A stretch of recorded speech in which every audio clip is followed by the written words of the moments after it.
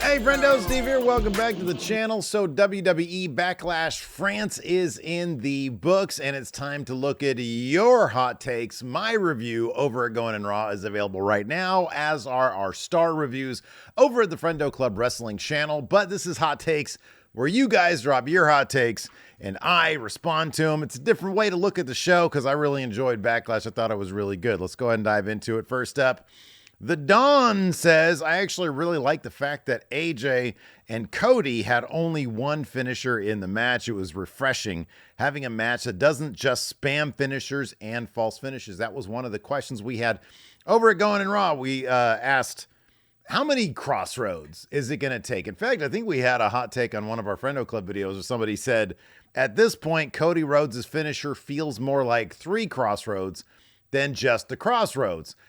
As far as this match is concerned, it took one. I really, really loved this match, and I thought that this match was emblematic of the route they're going to take with Cody Rhodes going forward as a babyface champion.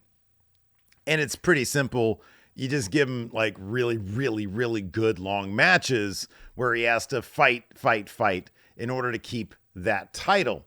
In the last video that I put out on this channel, I subsequently privated the video because I wasn't happy with the way I tried to communicate my point about Backlash and specifically about Cody Rhodes. Many of you thought I was complaining about the fact that this match was fairly predictable in terms of the outcome, and that really wasn't what I wanted to communicate. I wanted to say that that could be an issue going forward with Cody Rhodes with his championship run.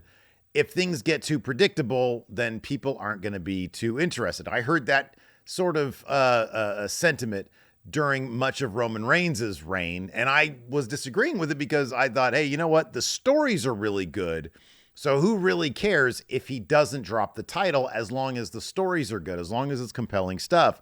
And I feel like that's going to be the same with Cody Rhodes. I didn't think the build to Cody versus AJ was all that spectacular, but I had an inkling of a thought that, you know what, at the end of the day, it's AJ Styles. If they give him and Cody Rhodes enough time, they can give us a match that is going to warrant him being in that main event spot every single time out. This card felt much more like a takeover of old than it did a WWE B-level pay-per-view. If you guys remember, last year's Backlash was pretty darn fun, largely because of the crowd. This year it was the same thing, and we'll talk about that in a second. But I'm really excited for Cody Rhodes' title reign if this is going to be the kind of thing. Now, I don't know if they're going to revisit him versus AJ or if they're going to move on now that we've got the draft sort of going into effect in a couple days, if they're going to move on to another feud. Certainly, if this is the match quality that we can expect, I wouldn't mind seeing another Cody Rhodes versus AJ Styles. But I do think that the matches can definitely carry his title run, but I kind of feel like they're also going to need to give us some twists and turns as far as stories are concerned, because the story of this one was very simple. It was AJ referencing Dusty Rhodes. And I get it. I know that's Cody Rhodes' entire story is I want to win this title for my dad. But it would be interesting to see them completely leave Dusty sort of in the rearview mirror, at least for a feud or two. Kind of like they did to a degree with Shinsuke Nakamura, although that feud really didn't have a whole lot going for it anyway either. But in any event, I thought the match was absolutely phenomenal, so to speak. I loved that the one crossroads meant a lot, and I liked that they protected AJ's other finishers, the phenomenal forearm and the Styles Clash, because he wasn't able to hit those moves on Cody. Cody was able to properly like sort of finagle his way out of those moves. AJ hit a 450 and Cody kicked out of that, and he kicked out of a burning hammer at 1. But I thought the match was absolutely great, and I totally agree with this take. It was refreshing to have a match that didn't just spam finishers. This match was all about hitting the finish, and only one guy actually got to do that, and that was Cody Rhodes, and he only hit the one crossroads. And by the end of that match, which was 27 minutes long, it felt earned, and that's what I loved about it. So, I kind of feel like Cody's run is going to be a success as long as they line him up with opponents that can drop these really, really awesome matches. We know Cody can deliver with the matches. Just make sure that his opponents can as well, and then you're going to have a run that a lot of people are going to view through a very positive lens. All right, here's a hot take that a bunch of you actually agreed with. Sinai Zulu says the show was average at best, but the crowd made it 10 times better. I got a hard disagree on this one, man. I do not consider this show average. I thought the matches were awesome. I thought the surprise of Tonga Loa showing up instead of Jacob Fatu, like a lot of us thought was going to be the case, I thought that was awesome. I thought that elements of the women's tag title match were really good, including the finishing sequence. I thought that was awesome, and seeing Jade get that title was pretty great. I thought there was a lot to like about this show, and not just the crowd, not just because of the crowd. Look, crowds can make a good show great. I don't think they can make an average show 10 times better. I don't think they can do that. You got to have some meat. You got to have some meat on that card, and I feel like this card definitely had some meat to it. Now I'm hungry. Nobody agrees with me, says this show would have been great with any crowd. Phenomenal matches all around. Actually, I sort of disagree with that too. A dead crowd can kill it. Doesn't matter how good a card is. It doesn't matter how good a show is or the matches are. With a dead crowd, oh man, yeah, that's not fun. Gorilla Mon here with a good take, says the GOD saved both Solo's character and the Bloodline storyline and have added many layers to the story with just their arrivals alone. It seems like what they're doing is building this thing up to be big. I loved that we were given the swerve of Tonga Loa because it means that they are looking at other people beyond Jacob Fatu. Tonga Loa's a name we had not heard. Hikuleu's contract evidently is coming up this summertime, so that's a possibility as well. And if that's the case, if they do bring in Jacob Fatu, you're looking at Solo, Gorillas of Destiny, Hikuleu, Jacob Fatu, and maybe, just maybe, the final boss if he's the one pulling the strings on this bloodline. And if that's the case, you're going to have those 6 guys against Roman and his crew at War Games in November, which could be a ton of fun. And it begs the question, who is Roman going to get on his team if that's the direction they go for War Games? Let's say it's 6 versus 6, which usually it's like 4 to 5 to 4 on 5. But let's say they go with 6, including The Rock. Oh, and Hikuleu joins in. Then you got Roman, you got the Usos, and then you still could have between 2 and 3 more. Could Seth be one of them? Sammy surely would be one of them. Kevin Owens, maybe. You're going to have to get these guys okay with Roman Reigns all on the same page to battle this new bloodline. The possibilities are so interesting and they're so fun to think about that I feel like the rest of this year with this new bad bloodline, I think it's going to be a lot of fun, and how they interact with Cody, given they're staying on SmackDown, I think could be a lot of fun. Gorilla also says probably cold take, and yeah, it is, but it's one everybody agrees with. He says best crowd in WWE history. I don't know about history. Because that's a lofty goal right there, but definitely one of the best crowds we have. So certainly the best crowd of the year. Probably a top 5 crowd of all time. I could definitely see that. That crowd at Backlash last year was off the hook too. There's been some really good crowds lately. It does go to show, and I know there's been a hot take about this too. When WWE goes to a market that has been starved, that does not get WWE very often, those crowds will be electric. I've seen people say, hey, the United States crowds, we need to step up our game. We're spoiled though. We're fat. We're spoiled. We get them all the time. And that's going to be why. When you starve a market for, I don't know when the last time they would have been in Leon would have been. But if they starve that market, man, people are going to really come alive. And that's what they're doing. I love that they're doing. There's a lot of international shows coming up, man. It's going to be good stuff. Sort of in line with that take a couple takes ago, Tony, the Pokemon guy, says Tonga coming out shows how a genuine surprise debut can be amazing. And I agree. Look, man, me and Larson over at Going in Raw right here at Wrestle Juice, we don't deal with delivering scoops. We'll comment on scoops when they drop.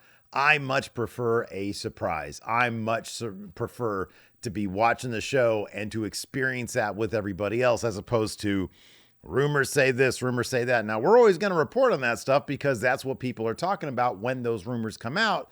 But if I had my choice, it would all be a surprise because, man, I did not expect that. He showed up and I was like, wait a second, that's not Jacob Fatu. Who is that? I was like, holy shit, it's Tonga Loa. Peter says the women's tag match showed that they're right to slowly bring Jade along. She's going to be a star, but this was a case of she needs some more work before she's ready for a big solo run. I appreciate that they have her on the house show circuit. They have her going on these tours.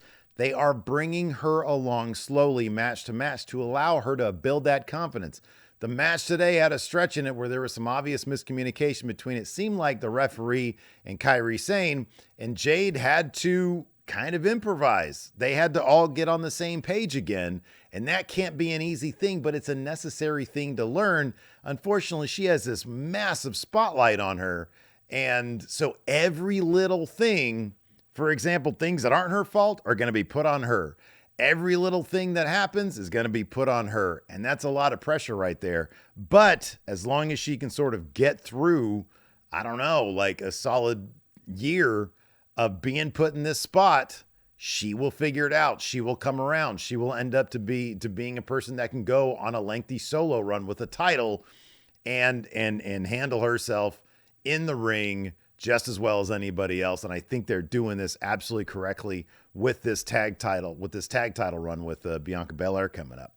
Hung Top John here says predictability isn't bad if the execution is right. Banger show. In that video that I talked about having deleted, it was based on my Backlash predictions.